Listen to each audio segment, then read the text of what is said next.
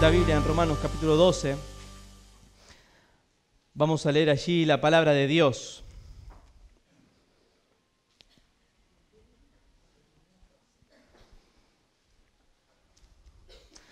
Vamos a leer Romanos 12, un pasaje muy conocido para muchos de nosotros. Romanos 12, versículo 1 y 2. Vamos a leer allí en la Biblia. Y para introducirnos podemos reflexionar acerca de que muchas veces los pastores, los líderes, se encuentran con cristianos que vienen y consultan: mire, pastor, siento que mi vida no es lo que debería ser. Es decir, estoy tratando de acercarme más a Dios, pero estoy tan insatisfecho. He intentado ir a conferencias para recibir más de Dios. He intentado todo tipo de esfuerzo en retos de lectura bíblica para acercarme más a Dios.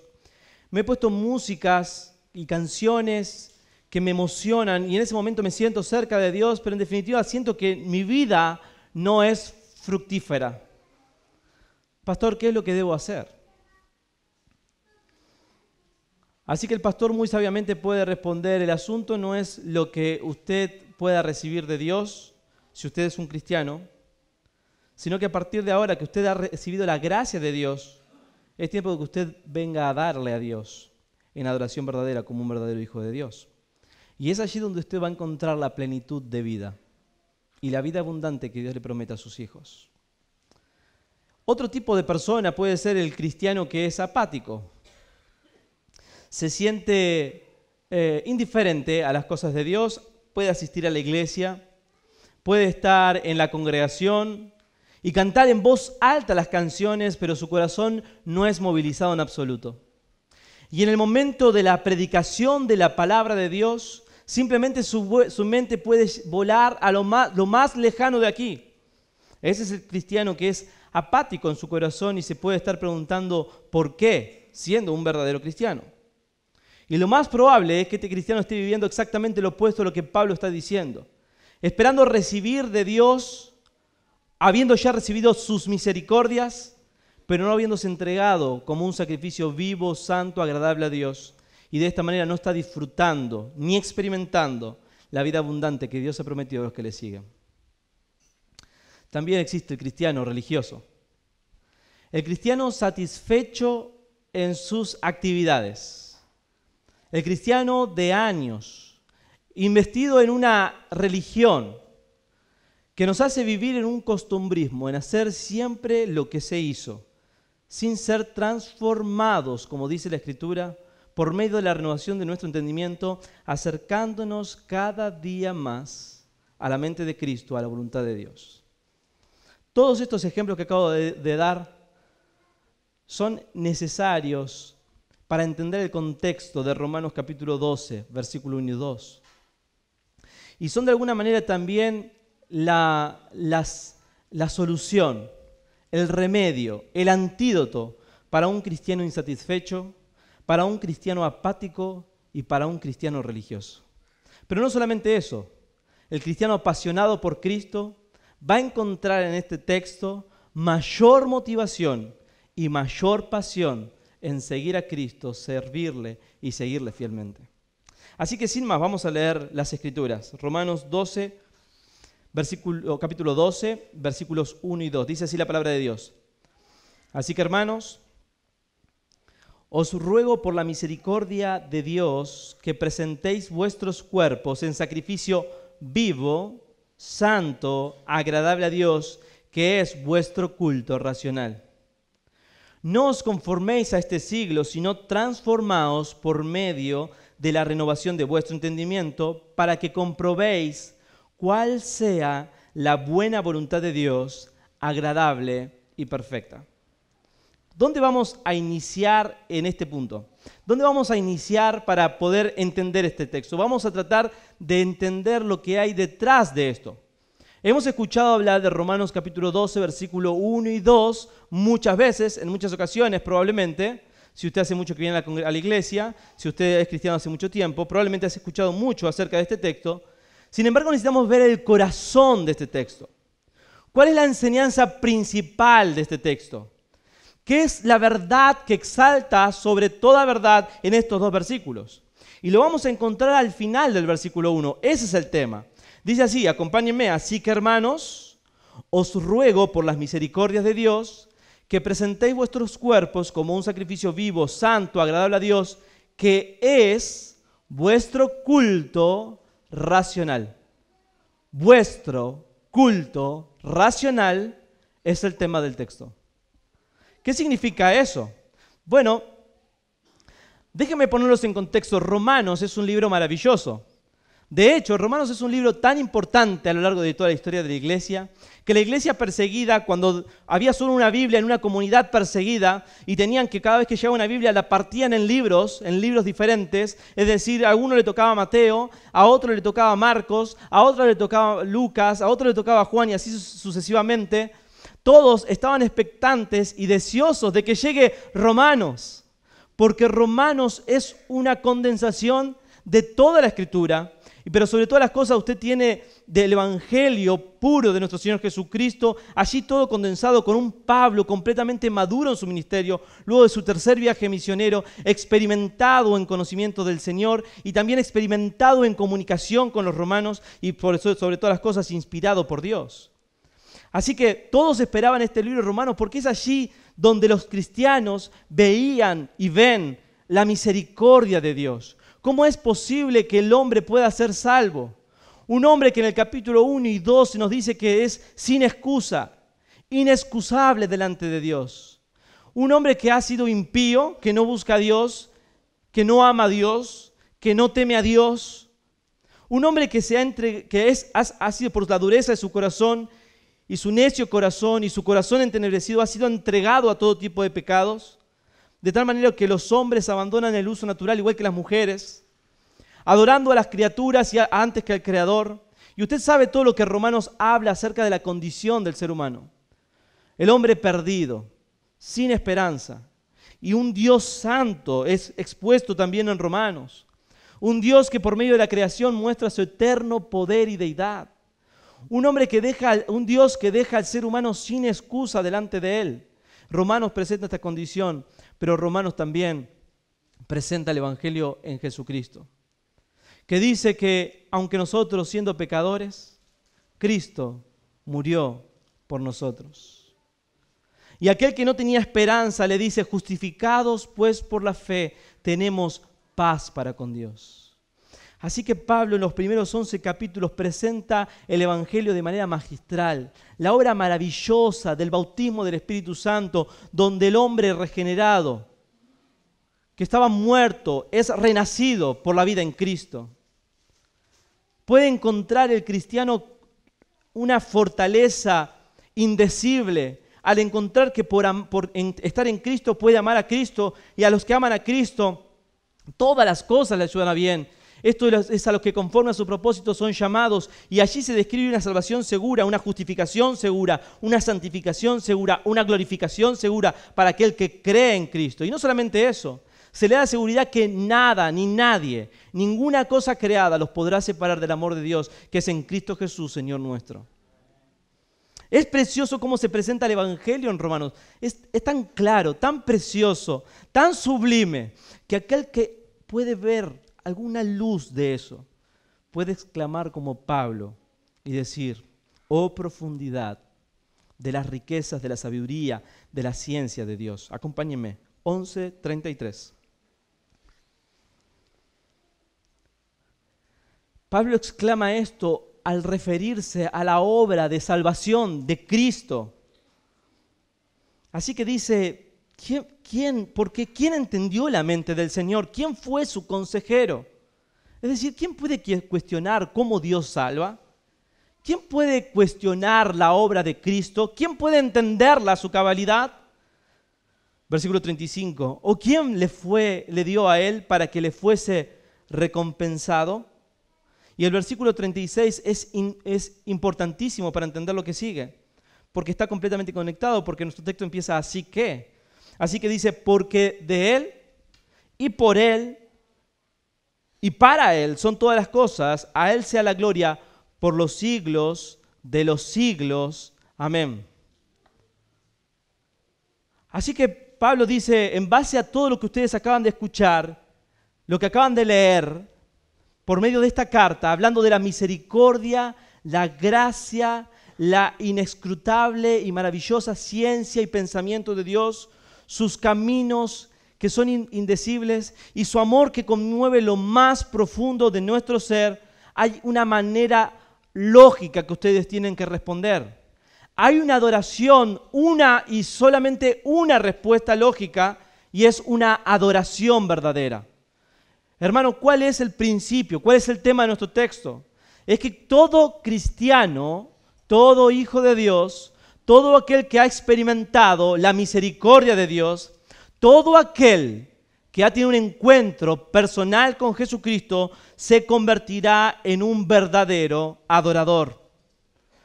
Juan, capítulo 4, nos relata la historia de Jesús con la mujer samaritana. Y es un relato maravilloso porque dice que a Jesús le era necesario pasar por Samaria. Ahora, ustedes saben que cuando tenían que atravesar Samaria, cualquier judío rodeaba Samaria de tal manera de no tener ningún tipo de comunión con los samaritanos porque no se llevan bien entre sí, Unos consideraban impíos a otros. Pero Jesús, con un corazón tierno y dulce, le es necesario pasar por Samaria. Y usted conoce la historia. Jesús se encuentra con esta mujer, rompe todo tipo de barrera y le dice, mujer, dame de beber el agua. Ella estaba junto al pozo. Y la mujer le dice, ¿por qué usted, siendo judío y siendo hombre, me pide a mí que le dé agua de beber?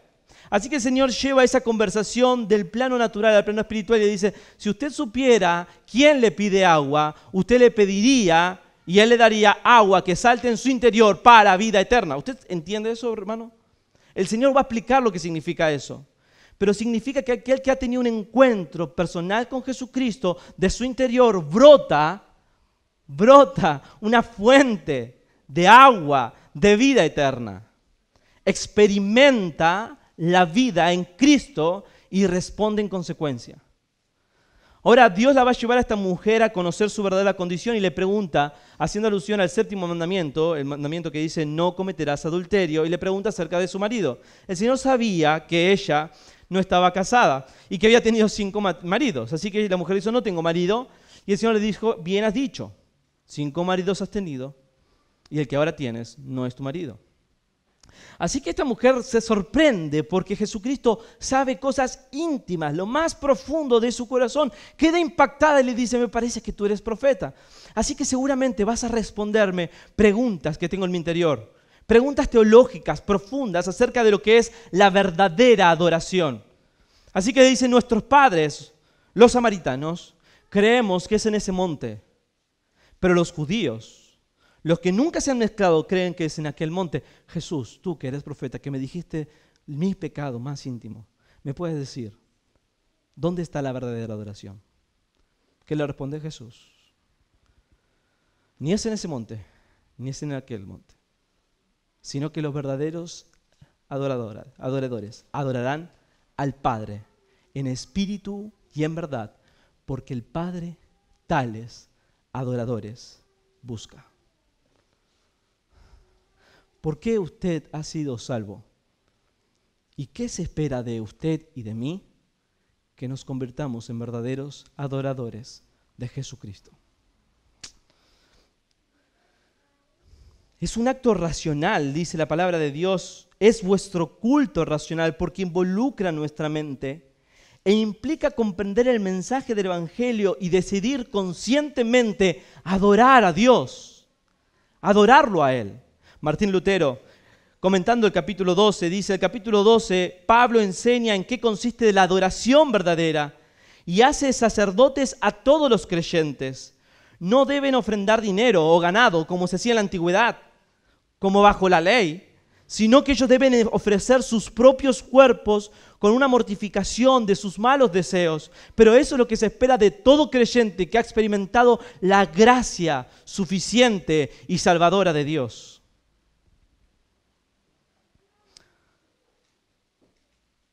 El gozo y la satisfacción por los tantos beneficios que tenemos solo pueden ser experimentados cuando respondemos adecuadamente a la gracia que hemos recibido de Dios. Así que, ¿cuál es el tema? Verdaderos adoradores, que Dios espera que sus hijos seamos. Ese es el tema. La verdadera adoración que Dios espera de sus hijos. No se trata simplemente de un momento, el momento de la alabanza. No se trata solo de un momento de emoción en nuestro hogar. Se trata de una vida. Pero vamos a verlo por partes. Ya sabemos cuál es el tema, la adoración. La adoración es la respuesta lógica. La respuesta lógica no es ser yo un héroe en la historia de la vida cristiana. ¿Comprende? Ese no es la respuesta lógica. La respuesta lógica no es convertirme en un mártir. Lo implica, pero no es la respuesta lógica. La respuesta lógica no es ser elocuente ni ser renombrado entre los cristianos. La respuesta lógica es ser en todos los aspectos de mi vida un verdadero adorador delante de Dios. Así que la pregunta es, ¿dónde encuentra el cristiano insatisfecho su motivación? ¿Dónde encuentra el cristiano apático su motivación? ¿Dónde encuentra el cristiano religioso su motivación? ¿Dónde encuentra el verdadero adorador, el apasionado por Cristo, su motivación para convertirse en un verdadero adorador? Así que lo primero que vamos a ver es la motivación del verdadero adorador. Dice así el texto. Así que, hermanos, os ruego por las misericordias de Dios. Así que se refiere en primer lugar a lo que viene diciendo anteriormente. No solamente a los 11 capítulos de Romanos, sino a la última frase. Porque de Él, y por Él, y para Él son todas las cosas. A Él sea la gloria por los siglos de los siglos. Hermano, cuando uno experimenta la salvación, la gracia, la misericordia de Dios, uno pierde el centro en sí mismo. Ya no se trata de mí, no se trata de voy a buscar a Dios por los beneficios que Dios me trae. Voy a buscar a Dios porque en Él encuentro paz. Encontramos paz. Es un genuino fruto del Espíritu Santo. Voy a Cristo, voy al Señor por esto, por aquello, porque en Él estoy bien, porque me siento bien, porque me siento gozo, porque tengo las emociones correctas, porque siento que adoro correctamente. No. Cuando uno tiene un encuentro personal con Jesucristo puede decir, todo se trata de Él, no de mí. No se trata de mí, se trata de Él. Todo es de Él, como dice Pablo, al reflexionar sobre el Evangelio, y por Él y para Él son todas las cosas. Así que cuando yo experimento eso, digo, entonces, ¿qué de mí? La respuesta lógica es que te entregues como un sacrificio vivo, santo, agradable a Dios, porque todo es de Él, y por Él, y para Él. Pero ¿dónde encuentro esta motivación? En primer lugar, en mi experiencia personal con Cristo.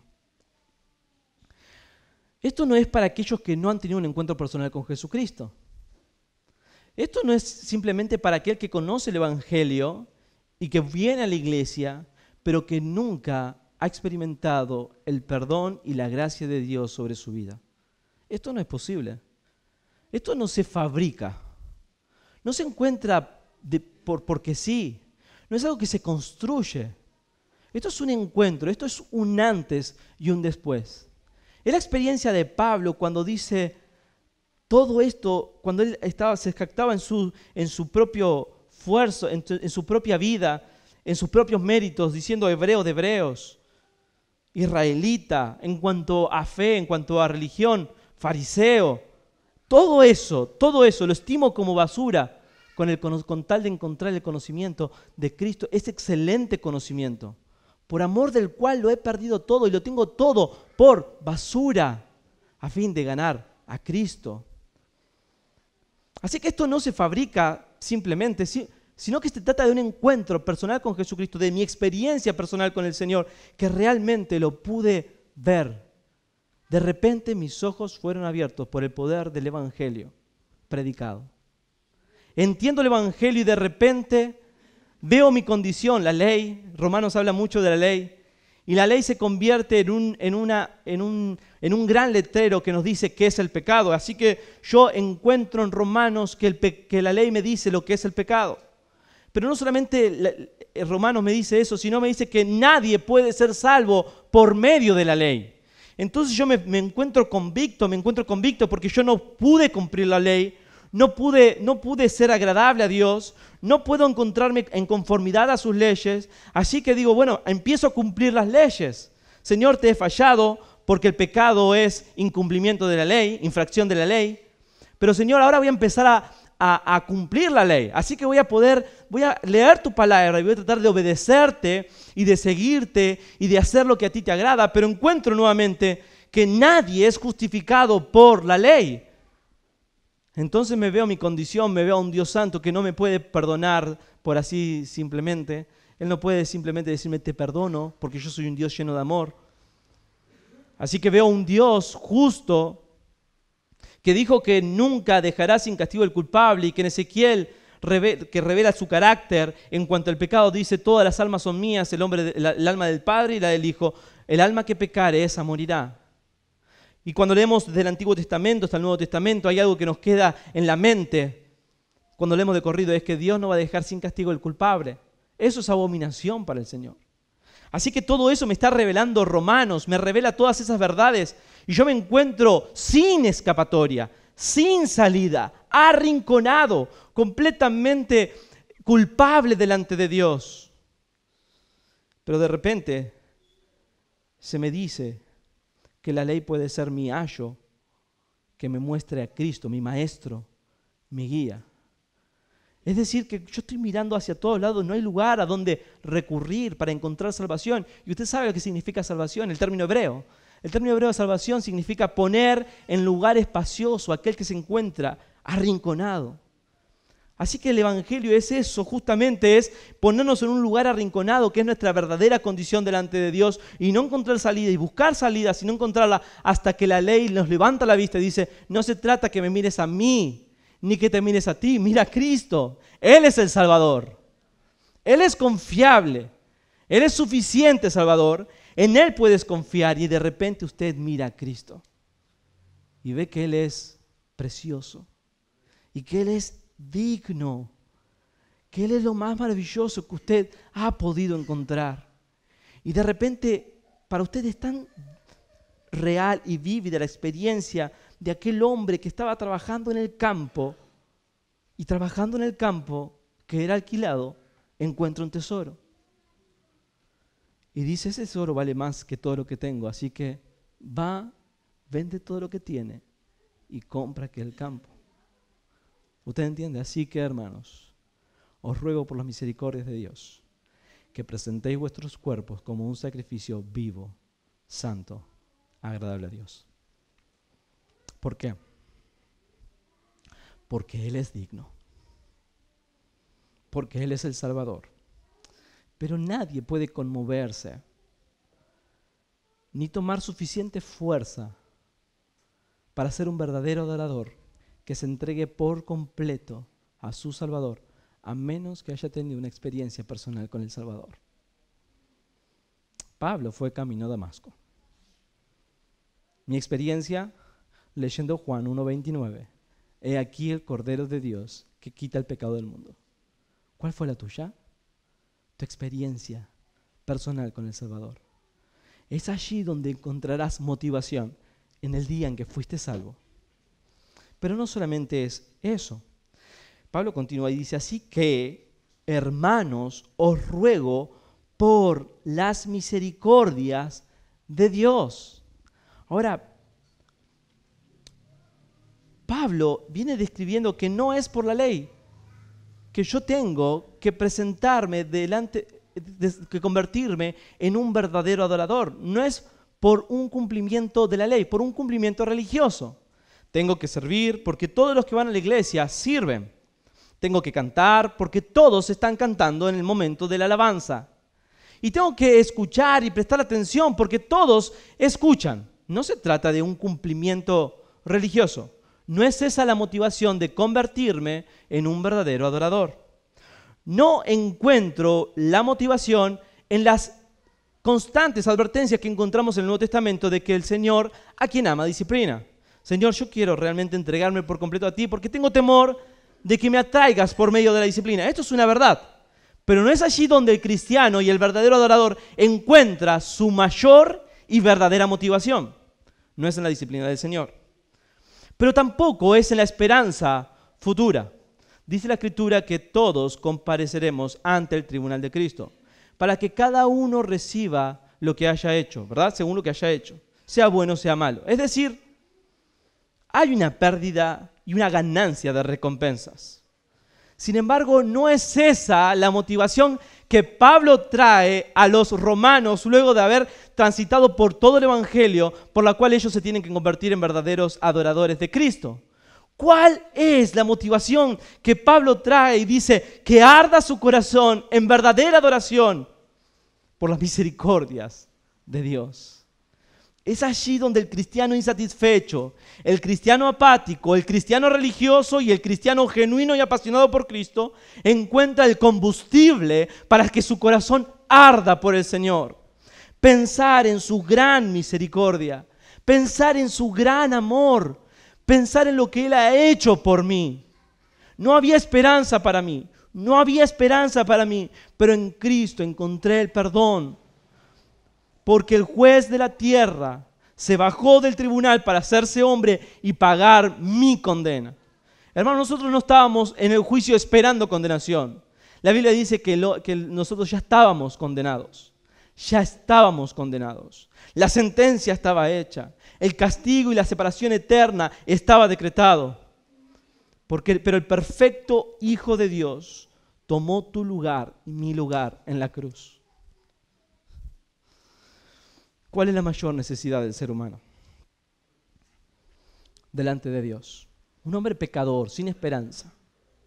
Definitivamente no es de paz, no es paz mundial, no es dinero, no es un buen pasar. Yo podría resumirlo en dos cosas por medio de la Escritura. El ser humano necesita en primer lugar que sus pecados sean quitados, porque Dios no va a dejar sin castigo al culpable. Así que lo primero que necesito es ser declarado inocente, ¿verdad? Inocente. Ahora, ser declarado inocente no es lo mismo que ser declarado justo. Así que yo lo primero que necesito es que mi pecado sea limpiado. Hablando en los términos que le hablamos a los niños, que mi corazón negro se convierta en blanco. Eso es lo que hizo Jesucristo en la cruz del Calvario. Él, por medio de su muerte en mi lugar, dice que la Biblia que su sangre nos limpia de todo pecado.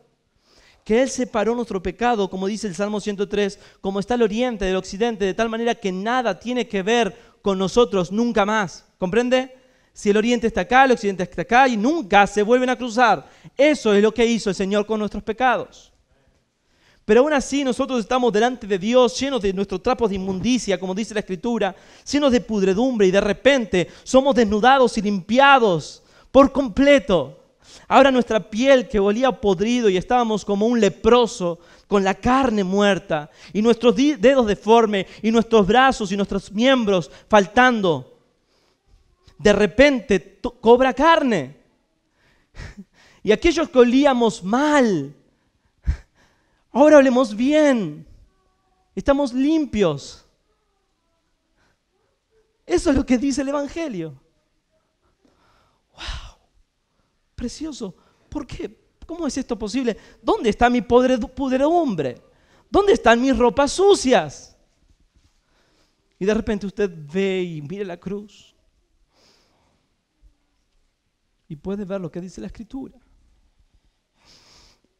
Al que no conoció pecado, por nosotros lo hizo pecado. Mira a Cristo, mira su misericordia, mira su amor. Pero aún está usted ahí oliendo bien, su carne cobró vida. Lo que estaba muriendo y pudriendo, ahora está sano, pero aún se encuentra desnudo. Así que ese Jesucristo paga por nuestros pecados y resucita, confirmando su obra salvadora, y toma sus ropas y te viste con sus propias ropas. Así que usted no solamente está limpio, declarado inocente, sino que ahora usted está vestido de Jesucristo y es declarado justo.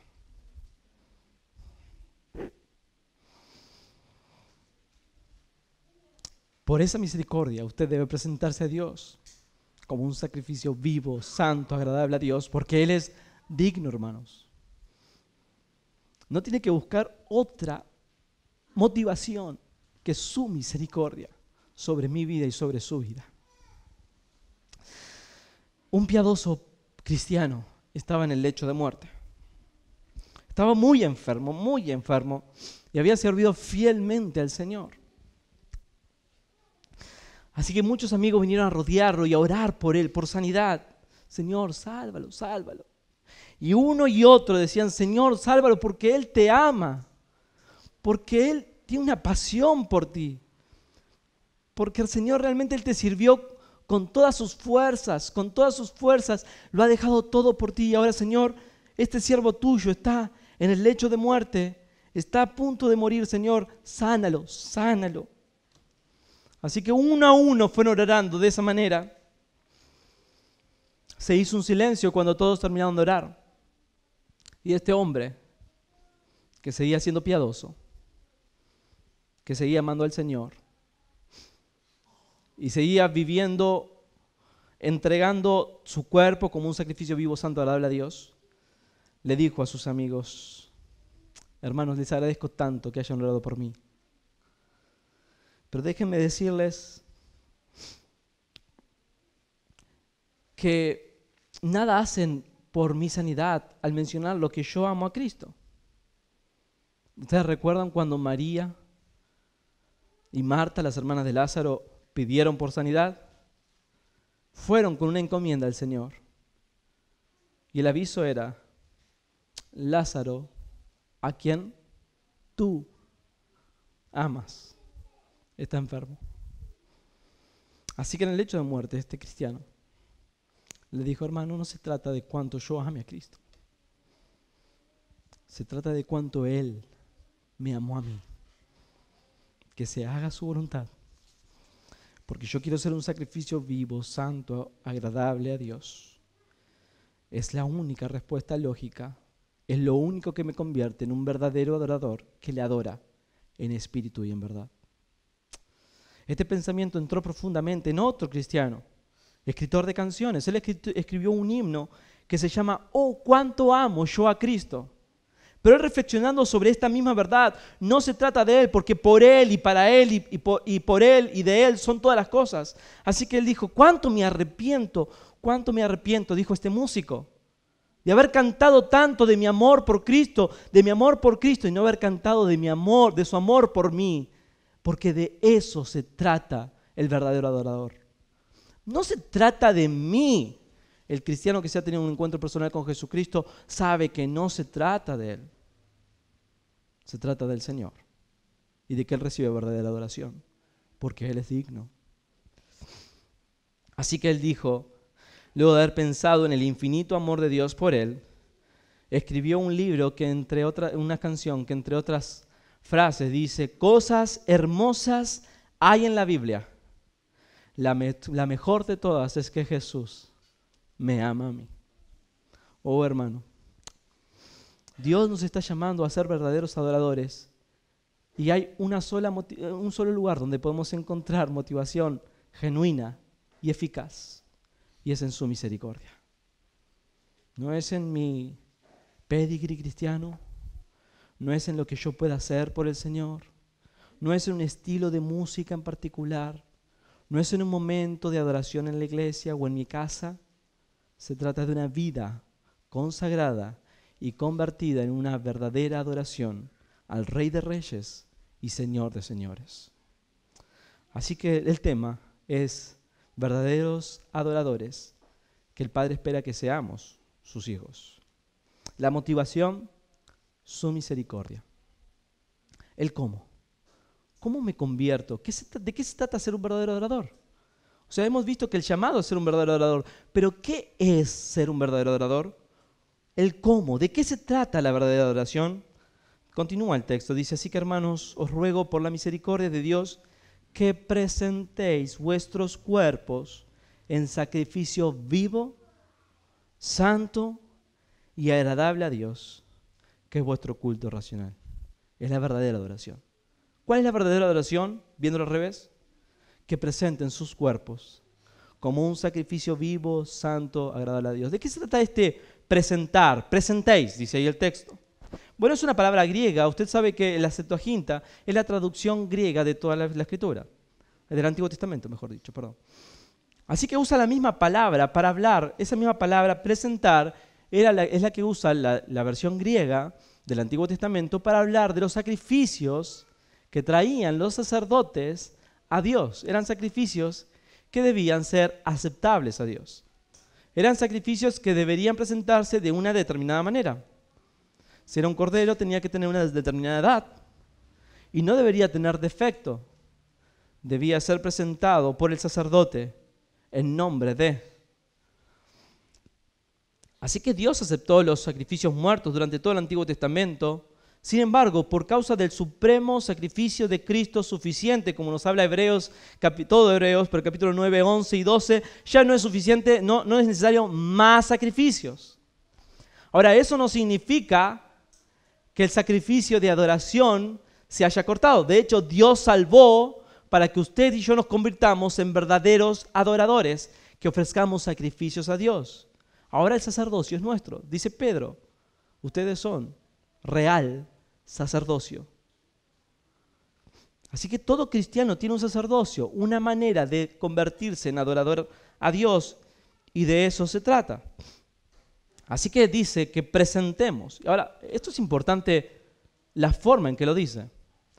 Dice, os ruego, hermanos, por las misericordias de Dios, que presentéis vuestros cuerpos. Lo primero que se nos viene a la mente, que esto es voluntario, ¿verdad? La verdadera adoración es una adoración voluntaria, motivada por la misericordia de Dios. Y luego dice, vuestros cuerpos en sacrificio vivo, santo, agradable a Dios. Así que este sacrificio, esta adoración es voluntaria, pero es completa. Completa. Miren, un ejemplo de esto lo encontramos en 2 Corintios, capítulo 8, versículo 5. Mira, el Señor no quiere simplemente sacrificios nuestros. No es solamente lo que le agrada, lo que nosotros podamos hacer, sino lo que podamos ser y lo que somos en proporción a lo que le entregamos al Señor. Usted es y yo soy lo que es Cristo en mí. Eso es lo único que tiene valor. Solo una vida, dice un autor, pronto pasará.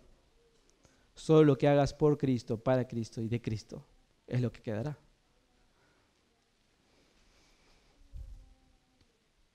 Así que dice, presentéis vuestros cuerpos en sacrificio vivo, santo, agradable a Dios, y este es vuestro culto racional.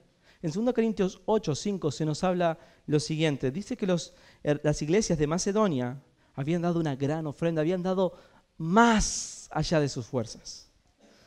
Y Pablo alaba a esta iglesia como una iglesia que dio ofrendas aceptables a Dios, y dice así, así mismo se dieron primeramente al Señor y luego a nosotros por la voluntad de Dios. Asimismo se dieron a Dios y luego a nosotros por la voluntad de Dios. ¿Cuál es la verdadera oración? El sacrificio que Dios acepta. Hermano, el sacrificio que Dios acepta es el sacrificio que viene de un corazón que primeramente es entregado por completo al Señor. Toda obra que no pasa primero por la cruz de Cristo, por la obra de Cristo, por la gloria de Cristo, todo sacrificio, todo lo que hagamos que no sea de Él y para Él, no tiene valor alguno. Pero todo lo que pase de Él y para Él va a llevar fruto. Y podremos darnos a los hermanos y a los perdidos haciendo la voluntad de Dios. Dice Romanos 8:8, los que viven según la carne no pueden agradar a Dios. De aquí sacamos la experiencia de que empieza diciendo que presentemos nuestros cuerpos, porque es el cuerpo que aún no está regenerado, ¿verdad? Es el cuerpo el que aún mora el pecado, es en el cuerpo, ¿verdad? Siempre por el cuerpo es donde es en nuestro entendimiento, es en nuestra mente, es en nuestros miembros, donde está el pecado. El hombre interior es regenerado. El hombre interior está inclinado a la voluntad de Dios. El hombre interior es con el cual adoramos a Dios en espíritu y en verdad. Sin embargo, Pablo descubre que hay una ley en sus propios miembros. Y él dice, lo que quiero hacer, no lo hago. Y lo que no quiero hacer, eso mismo hago. Hay una lucha constante, así que el cristiano que quiere presentarse a Dios como un verdadero adorador, necesita en primer lugar entregar sus cuerpos como un sacrificio vivo. Un sacrificio muerto es dar la vida por el Señor, pero un sacrificio vivo es vivir para Cristo. Y eso es lo que Cristo espera de usted y de mí. Y espera que seamos un sacrificio vivo. Ahora, hermanos, usted entiende que no se trata de mi voluntad, tu voluntad, sino de presentarnos al Señor como el Señor quiere, como el Señor espera de nosotros. Recordamos automáticamente de adoradores. Pensamos en Caín y Abel. Abel ofreció mejor sacrificio que Abel. ¿Por qué? Abel que Caín. ¿Por qué? Porque Hebreos nos dice, porque por su fe. ¿Qué es lo que Dios está viendo? ¿Lo que hacemos? ¿O cuán entregados estamos a Él? Luego vemos a Saúl. ¿Qué son esos balidos? Dice Samuel a Saúl. ¿Qué son esos balidos? Oh, salvamos algunas ovejas y las vamos a entregar y sacrificar a Dios en Gilgal. Samuel le dijo, ¿se complace Jehová tanto de los sacrificios y ofrendas como que se obedezca? ¿Qué es lo que Dios espera de usted y de mí? Espera que seamos un sacrificio vivo, santo y agradable a Dios, no a mí. Fíjese la diferencia con David.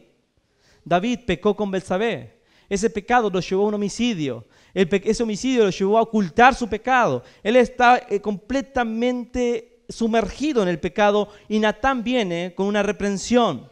Lo confronta y él confiesa, los sacrificios de Dios son el espíritu quebrantado. Al corazón contrito y humillado no despreciarás tú. Entiende que ser un verdadero adorador no se trata de la boca para afuera. No como Caín, trayendo lo mejor de tu fruto, de la boca para afuera, porque el Señor mira el corazón. No como Saúl, diciendo, guardé lo mejor porque quiero ofrecerlo a Dios. No de la boca para afuera. No es a mi manera, es a la manera de Dios, según su voluntad, según Él lo que espera de mí. Es decir, hermanos, vamos a ponerlo en términos prácticos. Yo puedo estar trayendo la mejor obra, pero puedo estar pensando mal contra un hermano. Y el Señor dice, ¿se agrada al Señor de los sacrificios? Puedo estar toda la noche, tanto como que se le obedezca. Puedo estar toda la noche orando. Me despierto, o mejor dicho, no, continúo toda la noche orando y amanezco el día y trato mal a toda mi familia. Y el Señor dice, ¿se agrada a Dios de los sacrificios tanto como que se le obedezca? ¿Comprende? Se trata de una relación, de una entrega por completo, agradar al Señor y no a los hombres. Es un sacrificio vivo, santo y agradable a Dios. Ahora, ¿cuánto cuesta ese sacrificio? ¿De qué se trata este costo de sacrificio? Miren, David Livingstone, el misionero noble y renombrado, que fue a predicar a África, escribió en su diario, la gente habla mucho acerca del sacrificio que hice por pasar gran parte de mi vida en África. ¿Puede llamarse sacrificio a algo que no pasa a ser el pago de una mínima parte de la deuda infinita para con nuestro Dios, la cual nunca podremos pagar? ¿Acaso es sacrificio aquello que genera su propia recompensa en una vida activa y saludable, la conciencia de hacer el bien, paz mental y la esperanza radiante de un destino glorioso de aquí en adelante? Me aparto de tal palabra. Ni siquiera lo puedo concebir. Soy enfático en decir que no fue un sacrificio en absoluto. Entregar mi vida como un sacrificio vivo, santo y agradable a Dios no fue un sacrificio en absoluto. Más bien digo, fue un privilegio por la misericordia de Dios por mi vida. Es posible que hayan venido ansiedad, enfermedad, sufrimiento y el peligro aquí y allá. Ciertas pausas y tropiezos que causaron conmoción en mi espíritu, temblor y temor. pero tales cosas no duran más que un momento y son como nada cuando se comparan con la gloria que será revelada en y para nosotros. Yo nunca hice un sacrificio. En tales términos, jamás deberíamos hablar si lo vemos a la luz de las grandes misericordias de Dios para con nosotros. Jim Elliot, ¿qué de tu sacrificio? ¿Qué de morir cruelmente, violentamente, asesinado por hombres incivilizados? Jim Elliot dice, ¿sacrificio? No es necio el que da lo que no puede retener para ganar lo que no puede perder. Pablo, ¿qué me dices tú de tu sacrificio? ¿Vale la pena presentarse a Dios como un sacrificio vivo, santo, agradable a Dios? Pablo dice, para mí el vivir es Cristo y el morir es ganancia. Nunca presentarse a Dios como un sacrificio vivo es pérdida. Siempre es ganancia. Obviamente que hay una pérdida. ¿Qué va a perder si usted se compromete a escuchar la voz de Dios por medio de su palabra y empezar a vivir en consecuencia? ¿Qué es lo que usted va a conseguir a cambio? ¿Qué va a suceder si usted y yo al salir de aquí empezamos a decir, Señor, me voy a presentar de aquí en adelante diariamente como un sacrificio vivo, santo, agradable a Dios? Voy a presentar mi cuerpo, mi alma es tuya, así que mi cuerpo constantemente, diariamente como un sacrificio vivo. ¿Qué va a ocurrir? Usted va a perder algo. Usted va a perder progresivamente pecado en su vida. Usted progresivamente va a perder deseos de pecar. ¿Y qué voy a ganar? Bueno, usted va a ganar deseos de agradar al Señor. Pero déjeme decirle que cuando usted deposite toda su vida a Cristo, Él no la destruye. El sacrificio se quemaba por completo. Y usted sabe que se hacía todo un trabajo con las cenizas. Las cenizas debían ser conservadas cuidadosamente, llevadas de un lugar a otro. ¿Por qué? Porque la ceniza mostraba que el sacrificio había sido del todo quemado y acepto delante de Dios. La ceniza era la evidencia de que el sacrificio había sido hecho. Así que cuando se hablaba de sacrificio en el Antiguo Testamento era aniquilación total, destrucción. Se quemaba por completo. Pero cuando usted viene a Cristo, usted no se va a quemar por completo. Cuando usted venga a Cristo, usted va a ser refinado. Usted va a ser conformado a la imagen del precioso Hijo de Dios. Más y más, más y más. Y de eso se trata ser un verdadero adorador. Oh hermanos, presentar nuestros cuerpos como un sacrificio vivo, santo, agradable a Dios es muy diferente a lo que muchas veces hacemos. Trayendo al Señor lo que a nosotros nos parece. Trayendo al Señor nuestras fuerzas debilitadas, nuestra mente desconcentrada, nuestro corazón lejos. Como dice Isaías, este corazón de sus labios, con sus labios me honra, pero su corazón está lejos de mí. ¿Recuerda Malaquías? El último libro del Antiguo Testamento, Malaquías. ¿Cuál es el contexto de Malaquías? Malaquías es un libro que muestra el corazón apático de Israel.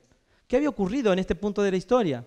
Bueno, el pueblo de Israel había tenido un templo glorioso, una nación pujante en manos de David, una nación que atemorizaba al resto de las naciones. Sin embargo, el pueblo de Israel se fue pervirtiendo y alejando de Dios. Dios les advirtió muchas veces que iban a ser destruidos y finalmente vino el exilio.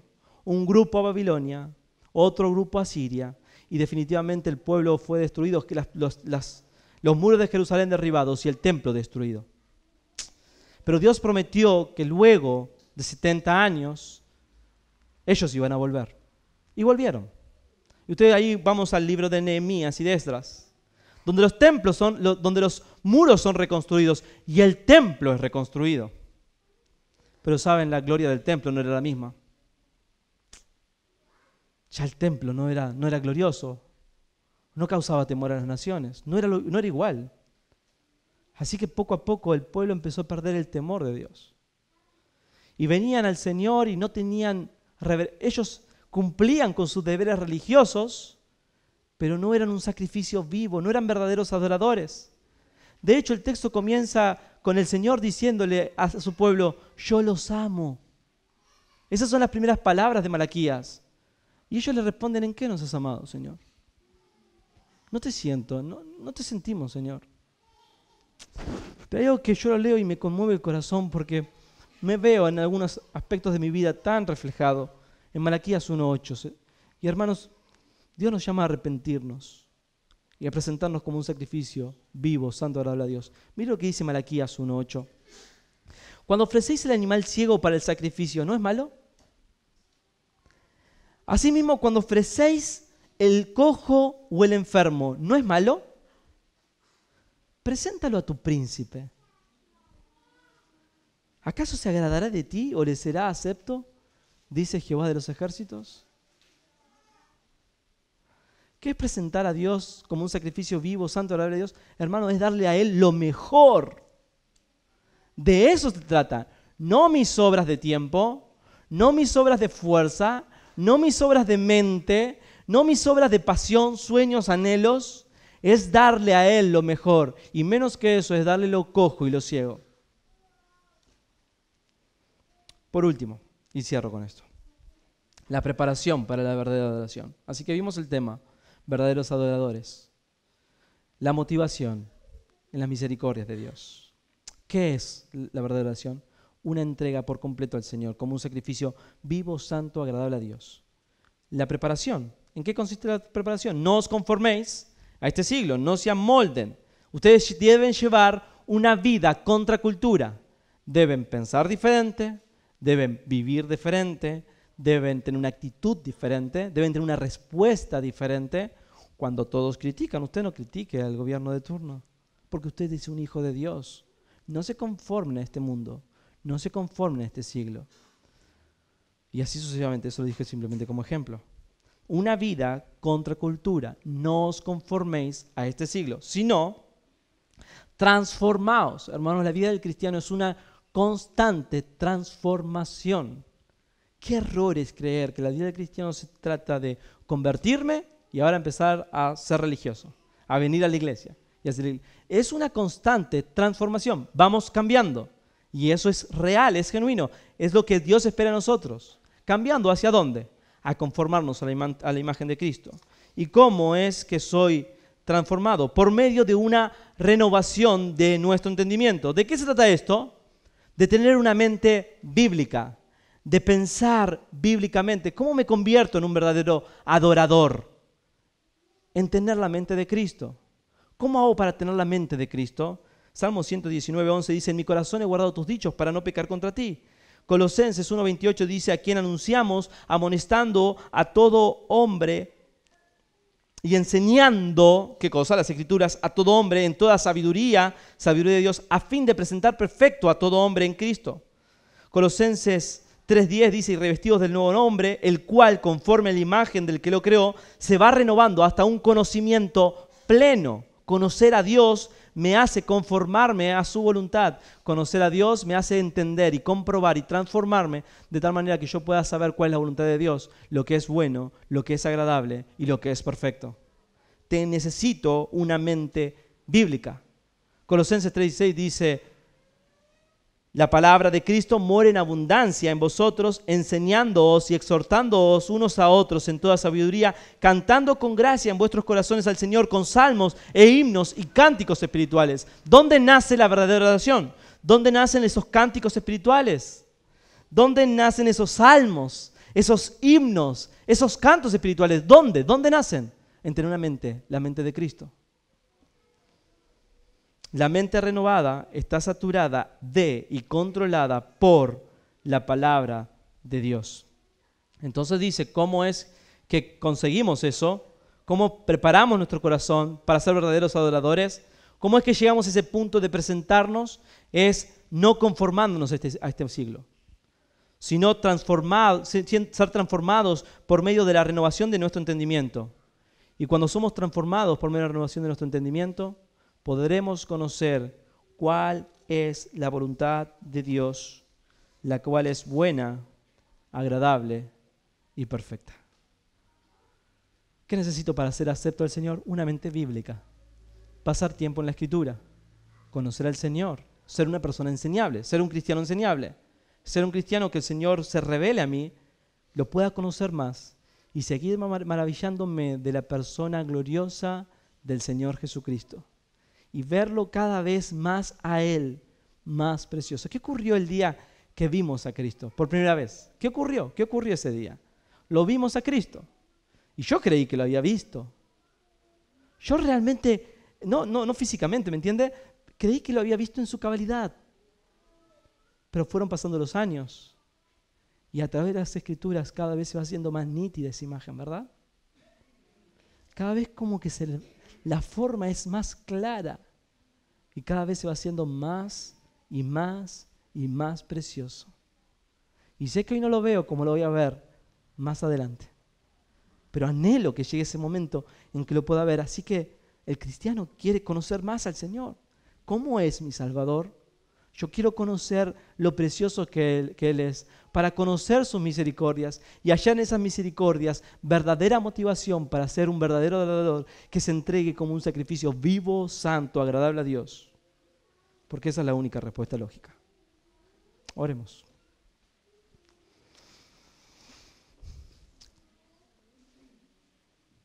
Piensa en lo que Cristo ha hecho por usted. Piensa en su amor, en su misericordia. Y luego pregúntese, ¿soy un sacrificio vivo, santo, agradable a Dios? ¿Soy eso? ¿Estoy siendo renovado por medio de la palabra de Dios y comprobando lo que es agradable delante de Él? ¿Estoy respondiendo a su maravillosa misericordia de manera lógica? Si en algún punto usted puede decir que no, vuelva a reflexionar sobre la misericordia que Él derramó sobre su vida. Al que no conoció pecado, por nosotros lo hizo pecado, para que usted y yo seamos justicia de Dios en Él.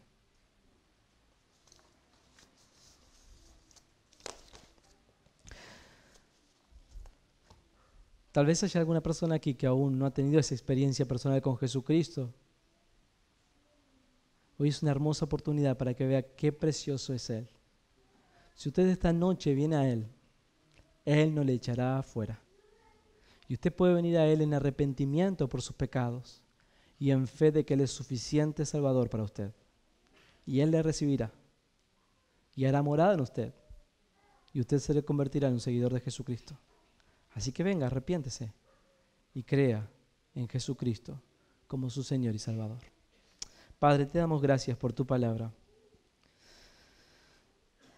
Señor, cuán difícil es expresar una respuesta lógica a tu gran misericordia. Y cuán difícil es entender esa misericordia tan grande, tan maravillosa. Señor, te quiero pedir para mí y para cada persona que está aquí presente, Señor, un entendimiento más y más claro de tu misericordia, de las misericordias de Dios. Y Señor, en la medida que nos das más entendimiento de tu misericordia, que nosotros podamos responder en verdadera adoración, entregándonos a ti como un sacrificio vivo, santo y agradable a ti. Oh Señor, para que esto sea posible, renueva nuestra mente por medio de tu palabra. Y te lo rogamos esto en el nombre precioso de Jesucristo, nuestro Señor y Salvador. Amén.